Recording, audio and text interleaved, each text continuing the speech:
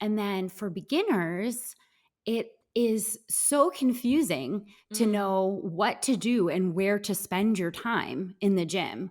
And like where should I be going? What is the most effective way to use 60 minutes? Like, what are the exercises that I want to include, and what are the ones that are kind of like a silly waste of time?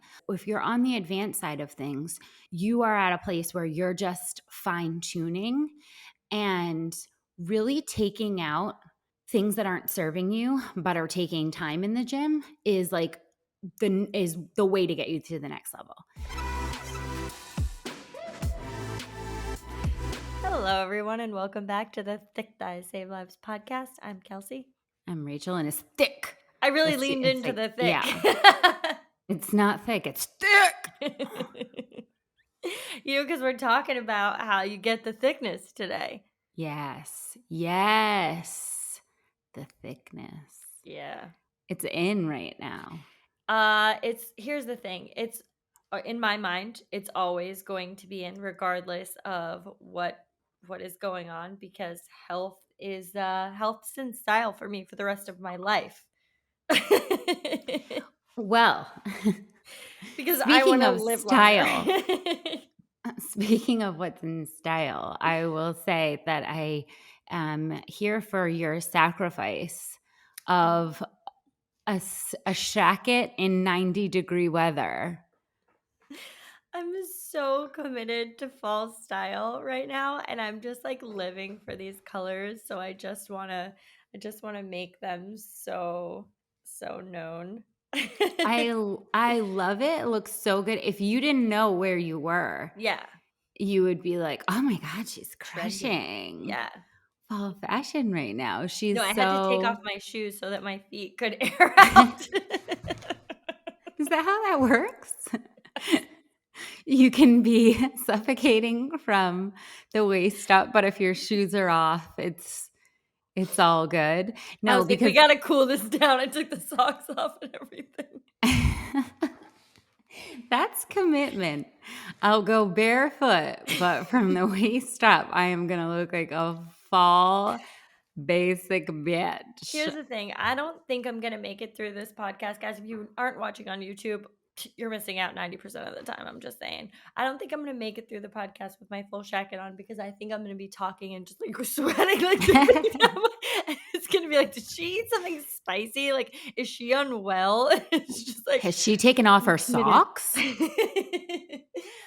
So committed to fashion. I do want to say though, like this look with the long line bras and the shacket over, just is like, it's a whole thing, and I'm living for it.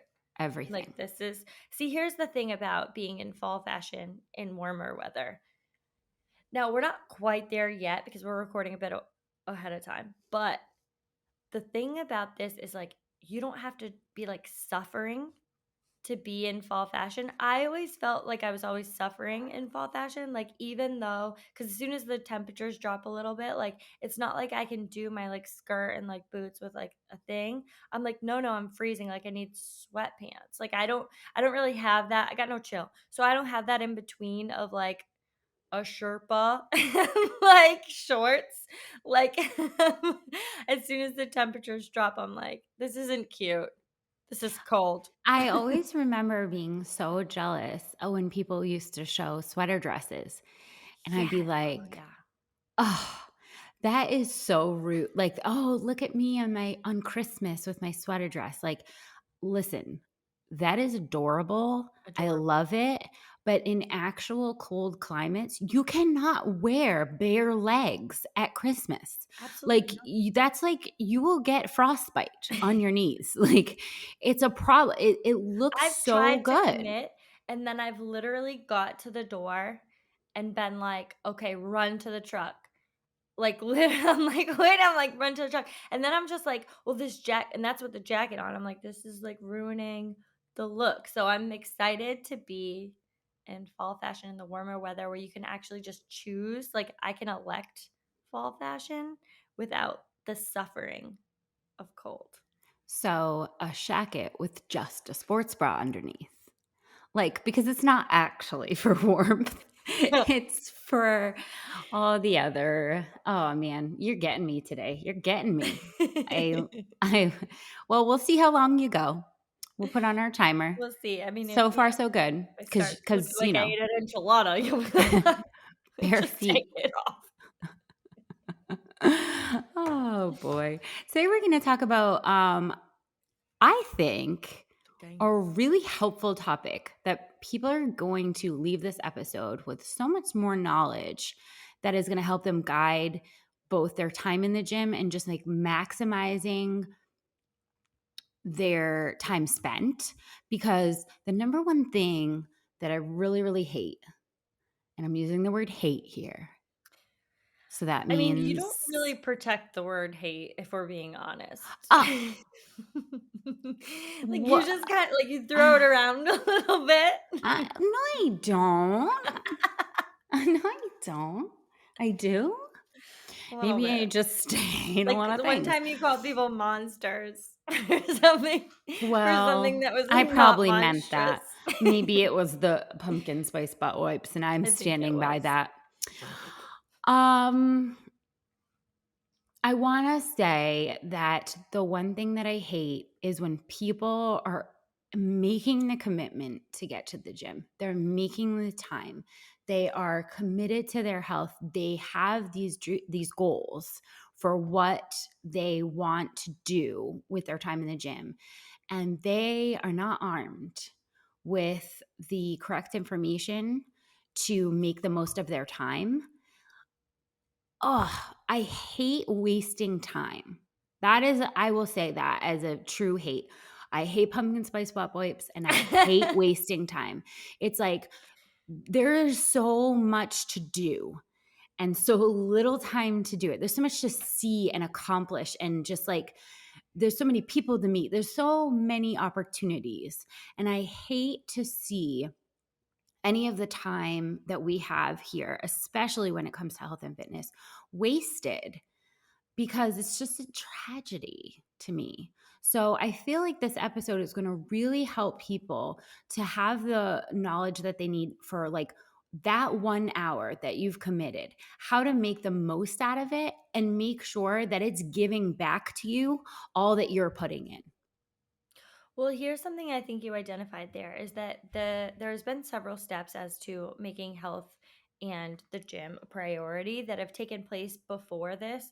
Then to kind of like, I don't want to say like throw it down the drain, but like not maximize it and not get the results that you want. Then you become frustrated. You are making the time, like you are carving out the things that are, seemingly within your control and not seeing the results that you want. And that can be incredibly frustrating. So I think that's why this episode is going to be very important because we don't want you to waste your time. We want you to see the results that you want, and we want to help guide you and arm you with the information that you need to make it the most effective time. Yeah. And I also love this because it is both applicable to beginners and advanced lifters. Because if you're on the advanced side of things, you are in the place where you've gotten all of the things down and habits and routines and your programming, and you are at a place where you're just fine tuning and really taking out things that aren't serving you but are taking time in the gym is like the way to get you to the next level. And then for beginners, it is so confusing to Mm. know what to do and where to spend your time in the gym and like where should I be going? What is the most effective way to use 60 minutes? Like what are the exercises that I want to include and what are the ones that are kind of like a silly waste of time. So for both of these ends of the spectrum, this is going to be extremely helpful. And I love those episodes too. I love episodes where we can not waste time. And I love episodes where we can hit everybody in every part of their journey. So what we're going to Well, I talk do want to about. hit on something for people that have been doing this for a while too. Is that like something I was thinking about recently when I was talking to a guy who had been who had been, made health and fitness part of his journey for so long, but because he made those initial mistakes as a beginner, he just kept them throughout the rest of his fitness journey. And it's just like, I want you, even if like if you're like, oh, I think I have it figured out, whatever. I want you to come in with an open mind of new information that might help you, that definitely will help you maximize your time in the gym. For people that have dove into this information for you, we've sifted through it, and then we're like, okay, here are the bite-sized chunks that you need to know without you having to do all of the research that we've already done. I'm so glad you said that because it's that's like one of the most like, oh, when I'm talking to people, it's like, this is the way I structure my sessions or my sets or whatever. And if I say like, well, why? Like, I don't know. That's the way I've always done Did it. that once 10 years ago, been continuing on. No, Yeah. because habits. Yeah. Because I mean, going into autopilot is easiest, and the things that you set up in the beginning of your journey often are like based on not being the most educated in the area, but like sometimes they stick, and then you really got to constantly be reevaluating what you're doing to see if it's serving you. So we're going to talk about junk volume today, and how this is going to apply to your gym session is basically how much, the most common question, how much is enough? How much should I be doing? What should sets and reps look like? When does it become, and this is one of the things that I think that it's really important to lead off this episode with. There is a such thing as too much.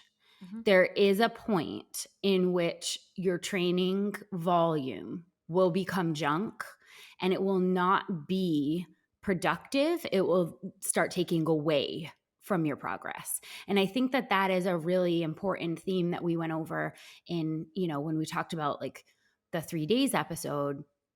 If you haven't listened to that, 3 days at the gym is a really, really big difference between zero, but then the subsequent days after that, not so much. And the same thing goes with volume. And so we always think like more is more. The more I do, the fitter I will be. And that is a really common misconception that we need to blow up with this, explaining to you what junk volume is and why it could be inhibiting your progress. Yeah. I uh I, I always think this topic um for a lot of people who prioritize time in the gym, it really, and so many people do this. As soon as I ask, "Oh, like what'd you do in the gym today?" "Well, I was there for an hour and a half." That's not what I asked.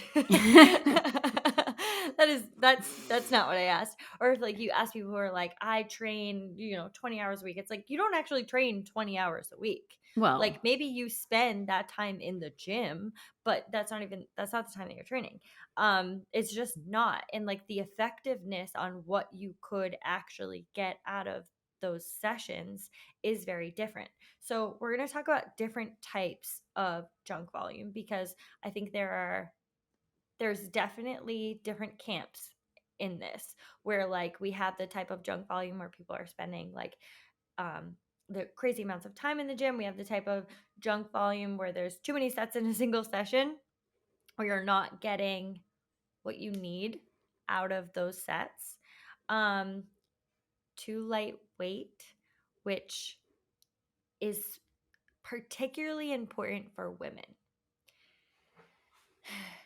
It's one of those things. It's one of those things I feel like I keep saying till I'm blue in the face, but we really have this, even if you don't think you are this person, it's this like quiet voice that women have been socialized in the gym and have told that as soon as you get into heavy weights, you are going to bulk up immediately.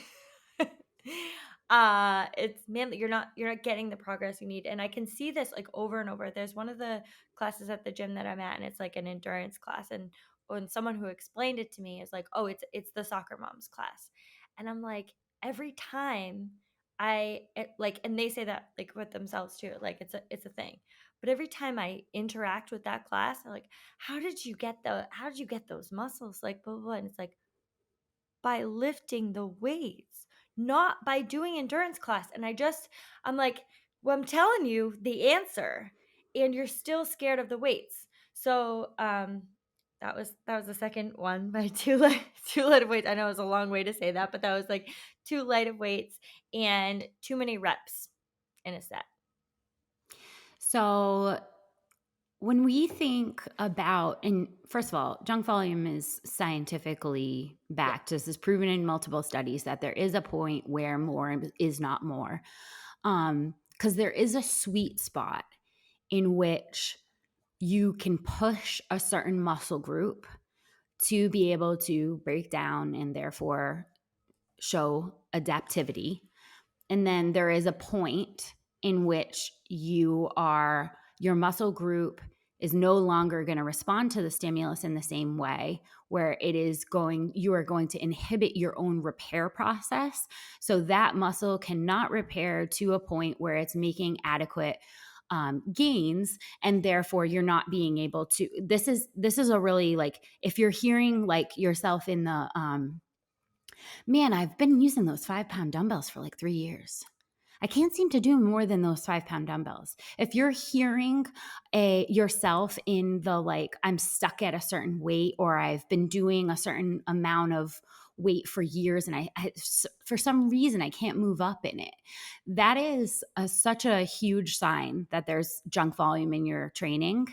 Um, because there is not enough recovery in the muscles to be able to adapt to new stimulus that you're providing. So, not only is junk volume going to inhibit your recovery, but you're also going to increase your potential for injury because you're not recovering. Just the gains ain't with junk volume. So you want to know when this is going to cross over into too much. And where Kelsey highlighted those 3 categories where people are commonly moving into junk volume and no longer at productivity with their gym sessions. Let's just break them down one by one and allow you to sort of look at your training, see what you're doing in the gym, and see if any of these might fit where you say, like, oh shoot, man, like those might not be serving me in the same way. Do you have too many sets? That is our first question for you. Now, how we're taking this is if you break your sessions up, most people break their sessions up in a certain way. It's like there's a strength portion and there's a metabolic portion. If you're like a bro set kind of person, you're doing maybe an arm day, and then you're Yeah, I was running like, for an most hour. people break their sessions up with, like, leg day and upper Well, body yeah, I day, definitely, but I think a lot of those people will end with, a stairmaster or a, treadmill session or some type of something metabolic. mhm. Yeah, some type of conditioning. So that's what I have seen typically in Globo gyms, and obviously, our programming is pretty similar in the way it's just that the cardio has weights too. um, it's just lifting the weights faster. Sometimes we just lift Uh, the weights faster. but it is broken down into sort of a strength, moving at sometimes tempos and different things is actually for muscle building, and then a more metabolic conditioning session, because both of those are important. But when you're looking at your strength portion, we need to look at the number of sets you're doing, especially if you're isolating a muscle group. So, like, say you are a person that has, an arm day. We need to look at the number of sets of a certain muscle group that you are doing. Like, I'm going to do bicep curls in my arm day. Hey, if 4 sets is effective, wouldn't 5 be more effective? Wouldn't 10 be even better? Would I be the fittest person ever if I did 20 sets of bicep curls? No. Well, yes and no.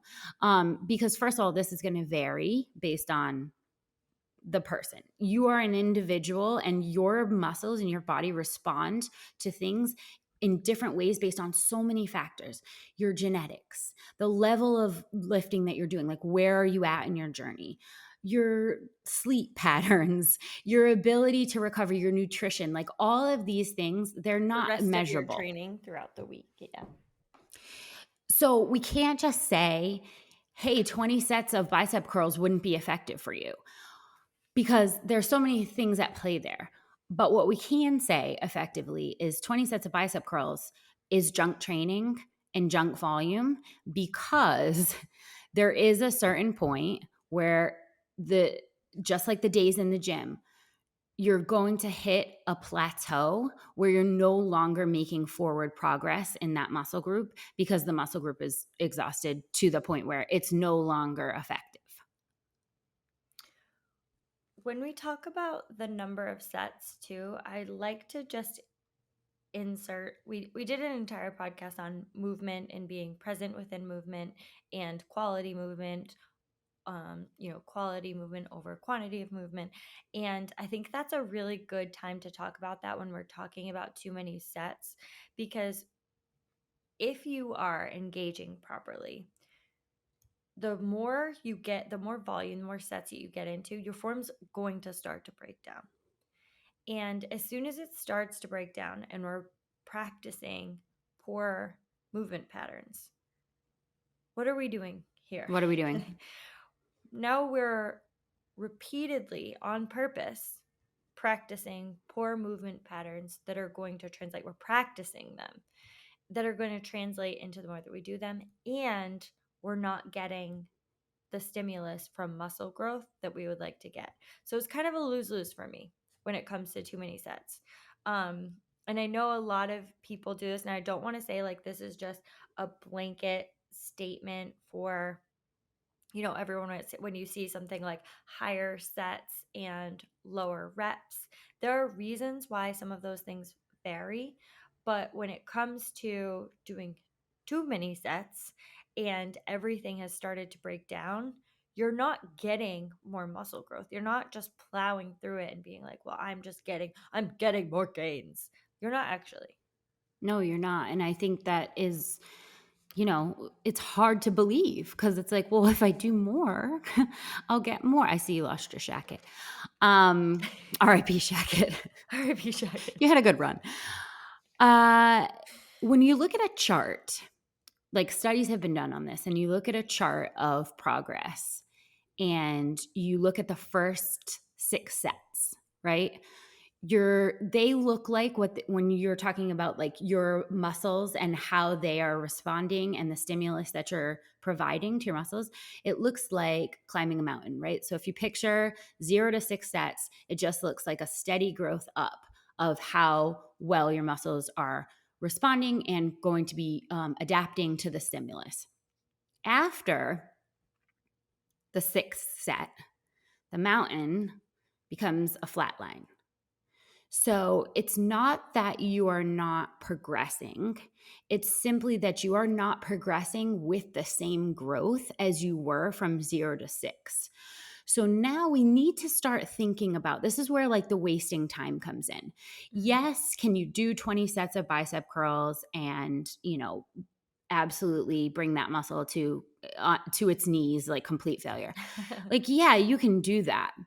But your gains after 6 sets have so flatlined that had you simply moved on to a Yeah. different movement like chin-ups Mm. that will be providing stimulus for your biceps, but will also be providing stimulus for different muscle groups, you could have spent your time so much better. And that's why it's called junk. It's not called junk because it's like it doesn't work at all. It's called junk because you could have had something better, but you chose this garbage instead. And that's what your progress is going to look like. It's going to look like a flat line, right? It's not going to look like that nice mountain that we want to see, because where it gets tricky is you can flatline there, but if you want your muscles to properly recover, that chart looks the same, right? So your muscles' ability to recover after the 6 sets, it's gonna also flatline and go down.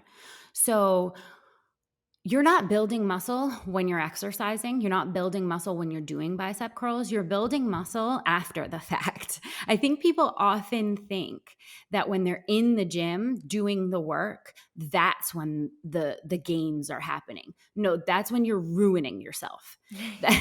The point of exercise is to break down. The gains come in the recovery stage.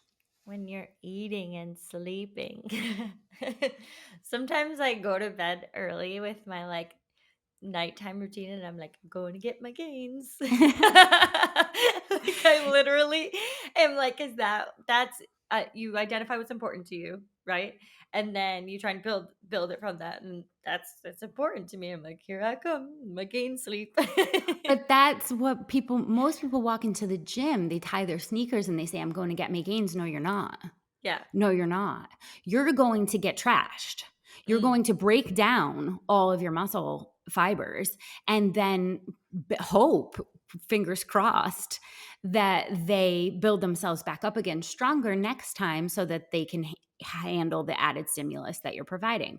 But like the work of the recovery is everything when it comes to not plateauing. And so, like, 20 sets of bicep curls, that muscle group is not going to be able to adequately recover to eat be productive the next day. You ever try to do 20 sets of bicep curls, you will not be able to extend your arms the next day. That is not the point. Also, it's going to take that muscle group so long to recover that the next time you're able to provide a stimulus, it's like not consistent growth.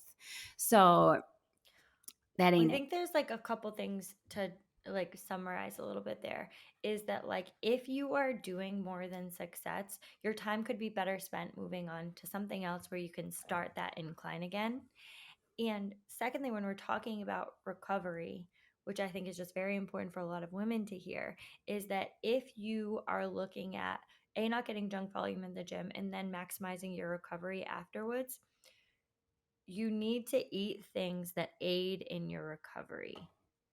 So, just to touch one more time on the go to the gym more and eat less situation, um, we need to be feeding the muscles. We need to be aiding in the recovery. The recovery for everything that you do in the gym happens outside of the gym, happens in the rest of the 23 hours of the day. So, when you're thinking about like, am I going to build, am I going to recover, like think about the things that you're eating, and not in a good bad way when you talk about food, not in the less food, more salads, not in that type of way. Thinking about it in a way of like, I'm going to get my gains, I'm going to fuel my muscles appropriately because this is the time that I have to actually build them up because I already broke them down. I broke them down. I have to build them up, and then they will eat all the calories. It's just like it's the most frustrating thing in the health and I fitness know. industry. It like makes me so crazy because like even no matter how much we talk about it, no matter how many even like spaces I go to in different gyms, I'm like, this is still living. Still This is still alive. this is still alive. Why? Why? It's every part. Like I'm just telling you, this is the formula to building your muscles back up. And the formula is to eat the food that fuels them. That is Eat all the also protein. how to how to get lean, have lean Yes. muscle mass. It's like it's not even just like because sometimes you say like, oh, this is how you build muscle, and a lot of women are like, oh, I'm not sure that's the goal. Like, Well, no, we did a no. whole podcast on what lean muscle requires from your metabolism, what your metabolic rate looks like with the increase of muscle. Like all of this science is already laid out for you, and we just sifted through it, and it will tell you eat more protein, get your rest, build your muscles, don't get junk volume. It's so true. Before we move on past too many sets, I just want to say that I'm not including warm up sets Yeah, I'm glad you in said junk that. volume. Okay. I don't ever want people to skip an adequate warm up because they're like, oh, that counts as a set and I'm going to be above 6 and I'm going to be in junk volume. No, no, no, no. Warm up sets are just that. They're not working sets. So They're not working it's sets. really important to separate those 2 things because when we're looking at warm-up sets, you're literally just looking at your movement patterns, you're looking at waking up some of those muscles, like, they're not actually under your load yet, and they should be treated accordingly, and that doesn't mean it goes from, like, nothing on the bar, and as soon as you have something on the bar, you're in a working set. You should be working off of, like, percentage work when you get to a moderate or heavy percentage or like whatever it is for that day, whatever the stimulus is for that day, that's when your working weight starts to go. So you can have some weight on the bar while you're still warming up. You most likely, so say you have like 6 sets of 4, you most likely will be like in your warm up sets, like maybe with an empty bar, you're doing like 5, 6 reps. And then when you get some weight on the bar, maybe you're doing 2. Like you're not having to do the exact number that is the number of reps in your sets. You're just kind of like getting under a load, getting those muscles firing, and practicing that movement pattern. It's their own thing. Yeah. They're not part of working sets, so they do not count in the 0 to 6 that we're talking about. So I wanted to make that clear because I think that, the last thing I would ever want is people skipping out on warm-up sets because they I think can't that can't do is it. Junk volume. We're like, no, the opposite of junk that's volume. not what we said. It's so important. The second one where we see a lot of junk volume is with people that are using far too light of loads. And as you said, this is a super, super common phenomenon with particularly women. We are still in the let me do low weight for high reps to get toned. That's an air bunnies, guys. Here's the thing. You can't change the shape of a muscle. Like, It's can you just already its say that shape. again? Actually, the only way we can do that is with evolution because literally the shape of your muscle is a set thing. Okay. So Listen. we're not sleek. We're not making that look sleek. It's We're not making it look possible. sleek. Here's the thing. Toned, if it does not exist. We've gone over this.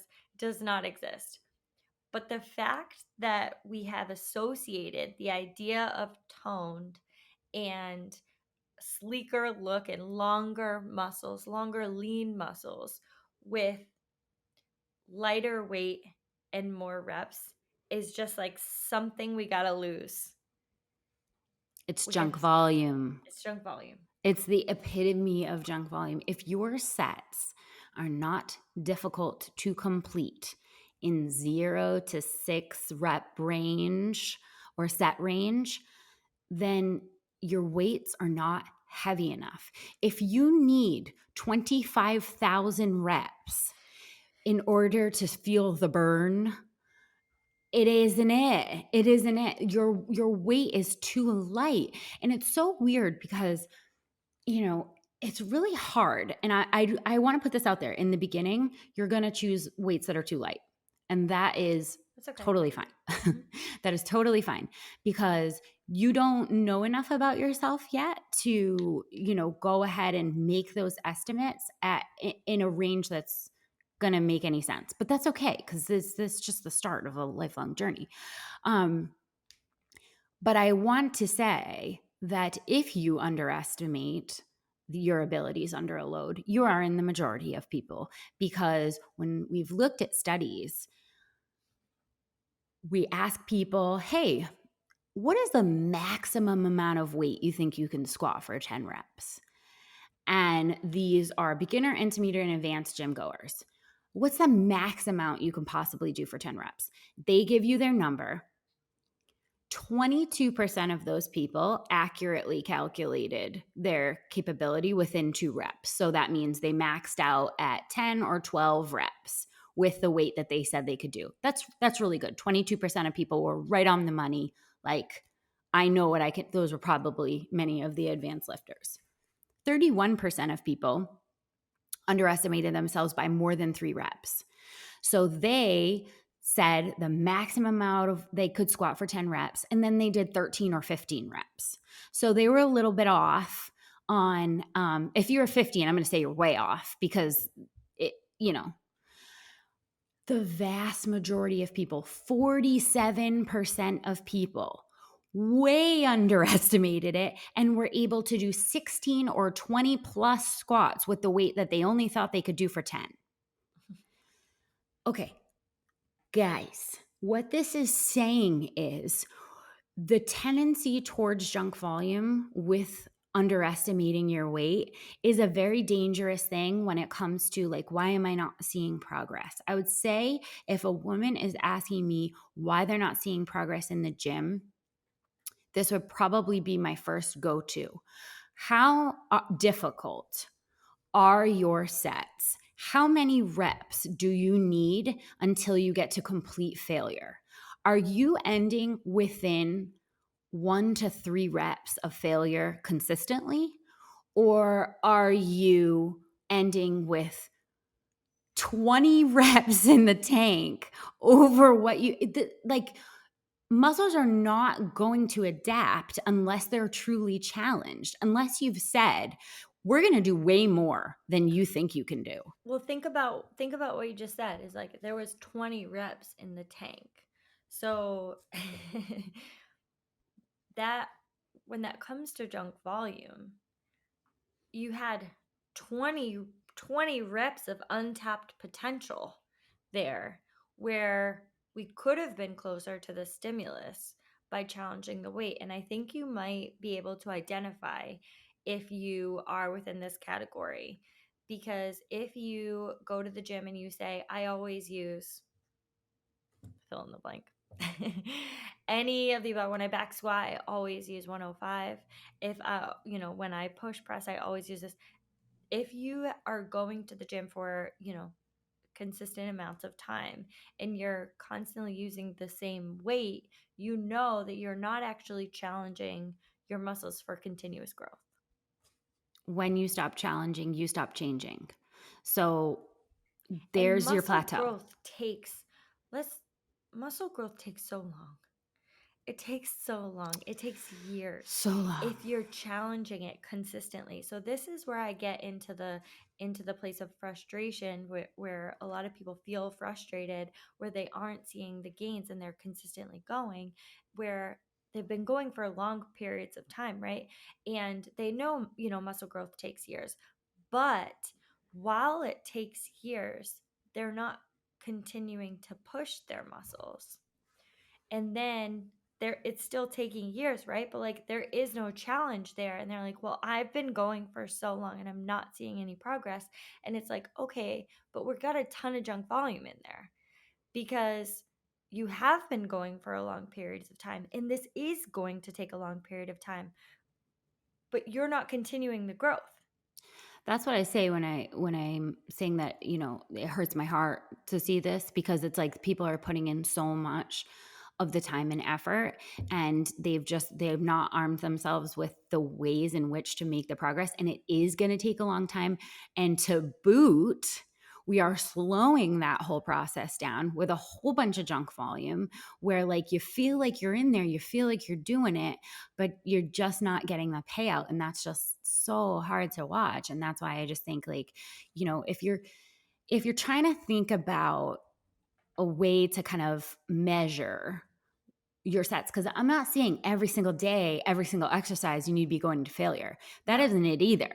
Okay, first of all, constantly varied. And secondly, we don't need to consistently be working to failure in order to make gains. But we do need to be at about a 80% RPE. I mean, like, I think, and obviously it's just, there's days where you're like, I can't, there's no way. There's no way. 80% of your perceived rate of exhaustion, also, I should say, Yes.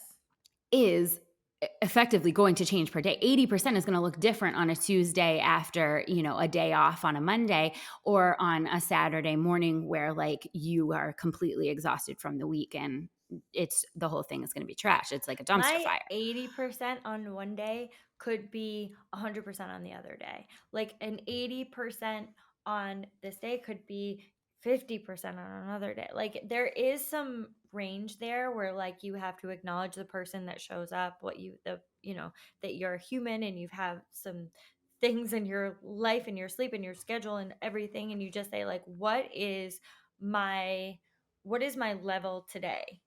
And like checking in with your body and acknowledging that is one thing. Having 20 reps in the tank is another thing, because that's not the perception of like what you have for that day. That's just completely being very unaware of what your capabilities are at all, right? Because like you could get fairly close. Like when you show up and you say like, on one day I did that for 6 reps. Today I think I have 3, right? That's close enough. But like it's not to the point where like, I don't know, I could do that for 3 or 25. Like, Well, just kind of depends. Just like, like, is it a good song that's on? Like, is it a like good that's song? so Because I far could apart. probably go for 25 reps. Is it like a shit song or like yeah, I mean, yeah, it's so true. 80% is gonna look different every day, but, like, that's your 80% and you're judging it, and, like, probably you're underestimating it. So, Yes. I Yeah. mean, because 47% of people are underestimating it, so, I mean, there's a good And I chance. would guarantee, this is a rule for life, because women consistently, and I'm not just saying this, women consistently underestimate themselves in life. They're less likely to apply for jobs. They're less likely to ask somebody out. Like they are less likely to do these things because they are constantly underestimating themselves. So to point that out, that in the gym, they're also consistently underestimating themselves, is not just like a biased opinion that's backed by science. So, a lot of our listeners, you are women. I know that you're underestimating your greatness. We're here to remind you of how great you are, Put and 10 to more pounds on. put 10 more pounds on, to challenge that and see what are my capabilities here? Like, let's figure it out and then let's work from there. That's the point. Lastly, I want to talk about too many reps in a single set. So, what we're talking about, so just in case there's a learning curve or a begin. So, the amount of reps that you're doing in a set is the amount of consecutive whatever movement you're doing. Without You putting it know, down or re-racking it. without putting it down or re-racking, right? The amount of sets you're doing is how many of those are you doing in a single session. So for your rep counts, again, I see people doing so many reps, and it's So like many. it's the same. Think of the same mountain, right? When we talked about the sets, there is a certain amount of reps where you are consistently climbing the mountain of progress, and then there is a flat line. And when you get into rep counts that are, like Kelsey said a little bit earlier, sloppy, that are not, you're not bracing properly because you have reached exhaustion, or here's the other thing, and it plays into all of our, because junk volume is really all based on one thing, which is your weights are too light. um, or you need so many reps to feel anything because your weights are too light. Like that, if you need 25 reps of a front squat in order to get like any feeling of exhaustion or muscle fatigue, no, no. No. That's too many reps. I'm not saying there isn't a time for endurance lifting, because there is, like, right? Mhm. Like there's times where we work on like 20 rep maxes, for example. But in a 20 rep max, you are you are dead and dying at 19. Like you're dead and dying at 18. And the rest is hopes and dreams. You're just like praying that Mhm. you can and this is like, okay, we're working on this one thing and we're not doing multiple sets of that. When I give my athletes a 20 rep max, like you get 2 tries. And honestly, you shouldn't need more than one. Yeah. So, I mean, we just need to look at how much of a particular consecutive movement we're asking muscle groups to perform and when they sort of stop doing the thing that we want them to do and we're not repairing at a place where it's going to be productive. quick interruption, guys. I have to tell you about our cold weather gear coming up this October. We worked so hard on everything this fall and getting you guys the coolest transitional gear going from summer to winter and everything in between. So check out all of our new drops at constantlyvariedgear.com. I know you're going to love them.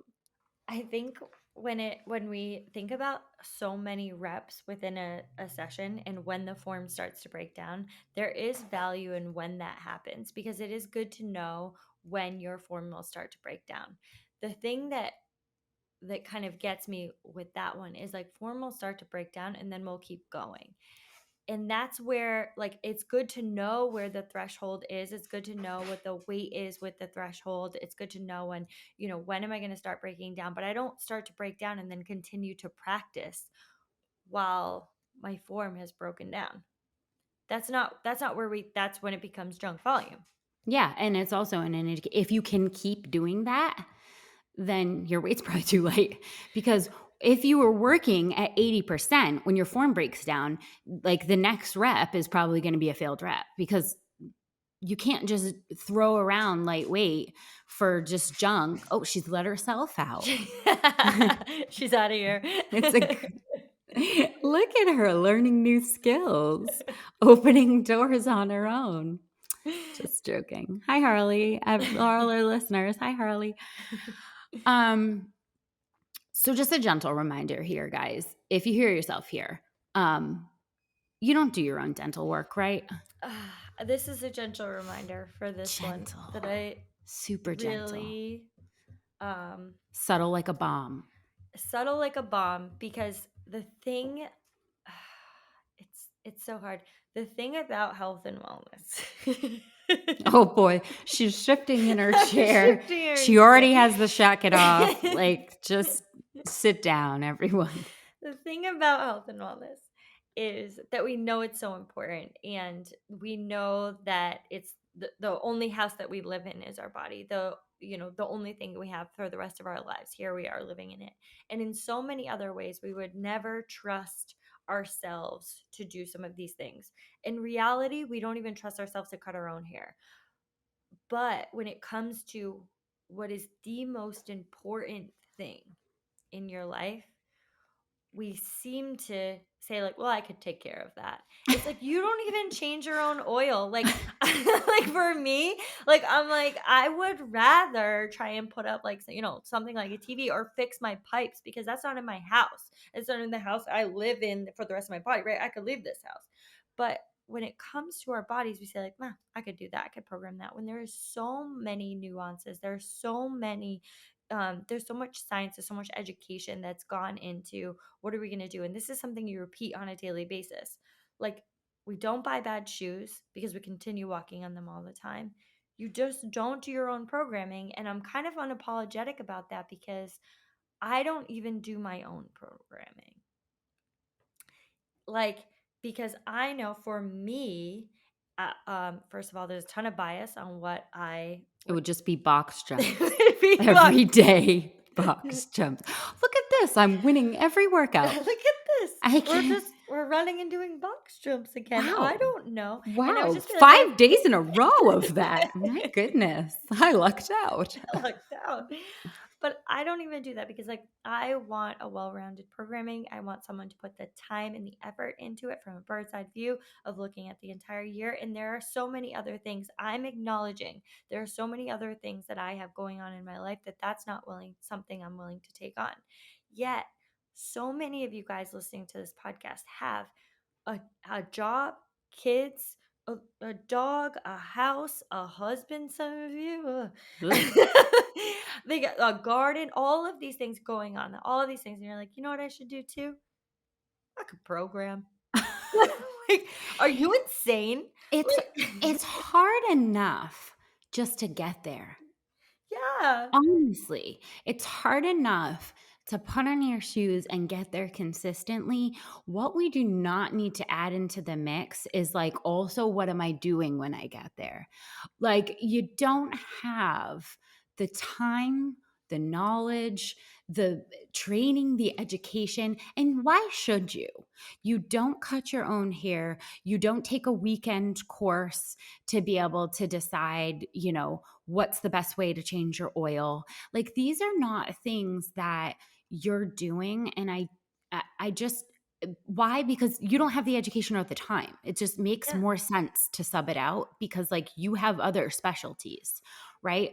Programming is someone's specialty, and really, like, you should let them do it for you. And on that note, I just want to mention that, grabbing some Fitfluencers programming because you like the aesthetic of their body and following their workouts, that's not really the answer either, only because, first of all, you are not them. You do not have their genetics. You do not know how they built that big booty. They say it was their 5 sets of clamshells every day when they woke up. But actually, I'm going to argue their mama got a big booty too, because it probably is genetics. And without the same lifestyle, food intake, sleep habits, you are not going to look like them if you just do their programming. So I'm just saying, like, we're not writing our own programming, but we're also not just choosing someone based on aesthetic and saying, like, that's the kind of programming I want to do. I'm so glad you said that because this is something that is so prevalent in the health and fitness industry where like in other aspects like it really just isn't there. Like you don't say like I should hire this person because I really like their haircut. And it's like, well, what was the content of their interview?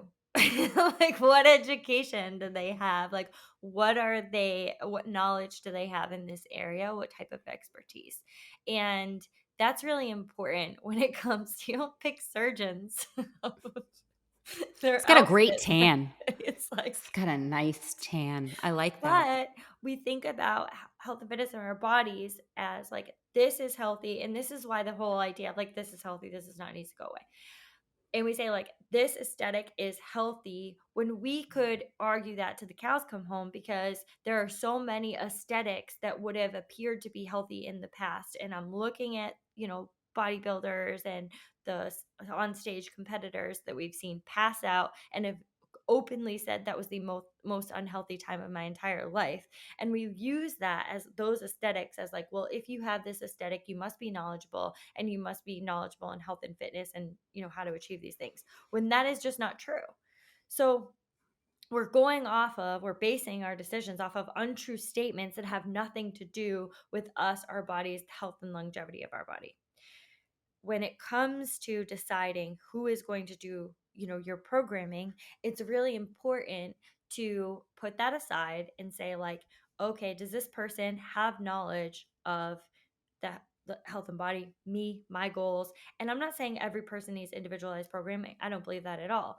But I do believe that if we want to say this is one of our goals and maximize our time in the gym, that a professional needs to be looking at that, looking at our week, looking at our months, looking at our year, because there are several layers to a bird's eye view of programming, and looking at how it can be well-rounded for a well-rounded individual, where we have both of the stimulus where someone isn't programming junk reps. Like you it comes to the fact that like someone could be programming you junk reps, or you could be programming yourself junk reps, and it's like both of those things are just a waste of your time.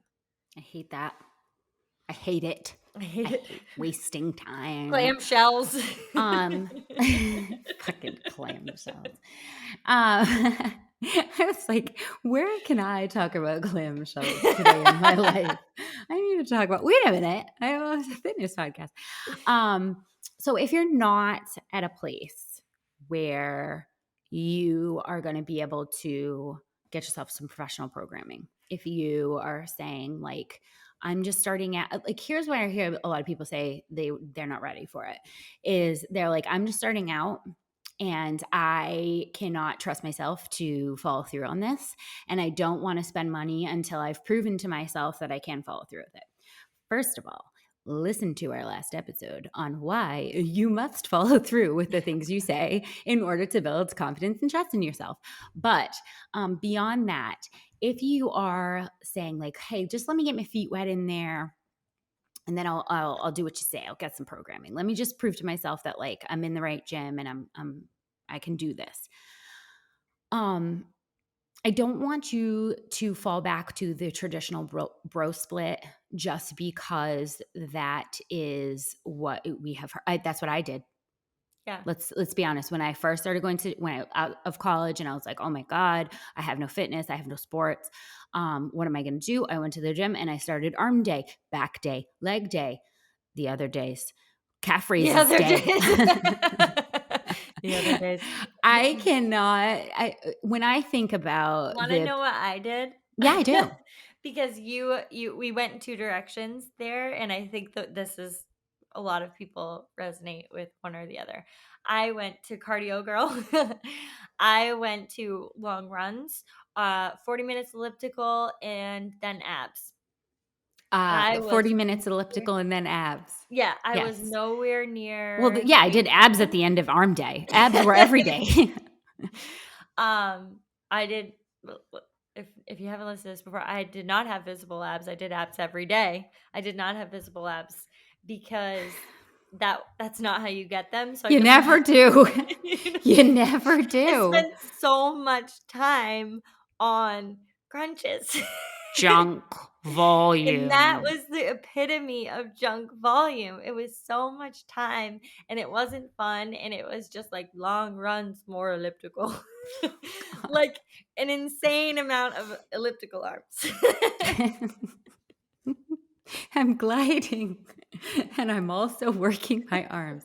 Listen, I'm not making fun of elliptical. They have their time and No. place. Yeah. But what I am saying is that the fallback to either, like, I'm okay, I'm going to start at the gym. The fallback to either, okay, it's going to be arm day followed by elliptical and abs, Yeah. or I'm just cardio bunny and Yeah. then I do abs. Whatever most common way, maybe, oh, I have to work on my bat wing. So before my cardio, I'm going to do 700,000 tricep extensions Mhm. with 2-pound weights. Okay, listen, it's not wrong. Okay. You're getting in there and you're doing it. But if we're doing an episode on junk volume, that approach is the definition of junk volume. Okay. So that's what this episode is about. So I have to call that out. It's not that that can't work for you or that that's not what you enjoy or you want to spend your time in the gym how you want to spend your time in the gym. But if you're wondering about plateaus and you're wondering about progress and you feel like it's not coming, we need to talk about this and not just say, well, you really like those tricep extensions for 65 reps. And so maybe that, like, hey, listen, Yeah, it's that's a full great stop. point. Yeah, that's a great point. Like if that is, always something is better than nothing. And Always. it always is going to come down and feel like, well, this is, something that I enjoy. But if we're answering the question on, what is junk volume? What does it look like? And what is the best way to maximize my time in the gym? We're gonna answer that question. That's what I'm here to do. That's what I'm here to do. I have no lies. So, that kind of traditional path that a lot of people take as beginners has a ton of risk of junk volume in it. Separating and isolating muscle groups and saying for an hour, I'm going to work on arms. It's a very likely scenario that mountain that we want to see when it comes to exercise and muscle growth is going to become a plateau very quickly because you are trying to spend 60 minutes on one muscle group. Yeah. There's only so many variations of a movement that you can do before those muscles stop growing because they've experienced too many reps, too many sets, or not enough weight in like, because right, if you were using a significant amount of weight, you wouldn't be able to do 60 minutes in a row on one muscle group. Mm. So I don't love the bro split. I'm going to be honest. I don't love it. If it works for you, great. If you are doing the bro split and not seeing the progress that you want, it is probably because there's a tremendous amount of junk volume in your training. And what I would suggest is Just first of all, get programming that's done for you because you don't do your own dental work. But then if you're not there yet, just moving towards saying it differently. Maybe it's not arm day. Maybe it's push pull. Okay. So instead of I'm going to destroy my biceps and triceps for 60 minutes, we are instead thinking of I'm going to do pushing and pulling exercises today. That's my two focus. And so pulling can look like a lot of things. It can look like pull ups, it can look like deadlifts. It can look like it's not an area, a one muscle group that is just being like hammered over and over for a certain amount of time. It is like a stimulus that you're saying, I want to provide this to my body today. I want to push and I want to pull.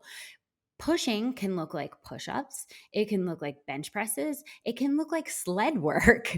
Like there's a lot of different ways in which you can challenge that stimulus without exhausting just one muscle group to the point where you're plateauing with junk. Absolutely. So if you haven't been convinced yet, I think you are. But also, if you've listened to this episode and you say, I don't, you told me none of the Fitfluencers is where I'm going to be able to get this type of training, you might not know that we do have training. Hmm, we do. You might not know. And obviously, it's well thought out and it has all of this programmed for you. So if you haven't yet checked out TGSL Daily, I would highly suggest that you do that. Um, we also have a couple ebooks.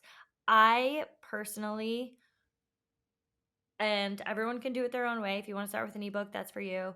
But I personally think going into TTSL Daily is the best way to go because you jump right into a programming that is all set for you. There's no start, there's no end date. You have coaches there that are able to give you some feedback, walk you through stuff you're unsure about. If you're unsure about, what goes into the programming, tune into the podcast. You'll get full explanation for that. And just really have an all-encompassing idea. And if you don't give a shit about what goes into the programming. You just want to show up every day and have it there and know that it's all well thought out for you. Done. Perfection. That's really what my goal for all people in exercising. My goal is you do the hard stuff, which is showing up. I do the rest. Mm-hmm. I think of it, I make sure it's well rounded. I look at it from the like one month, 6 months, 1 year, 10 years. Like I have everything thought out for you. So all you need to do is the toughest part.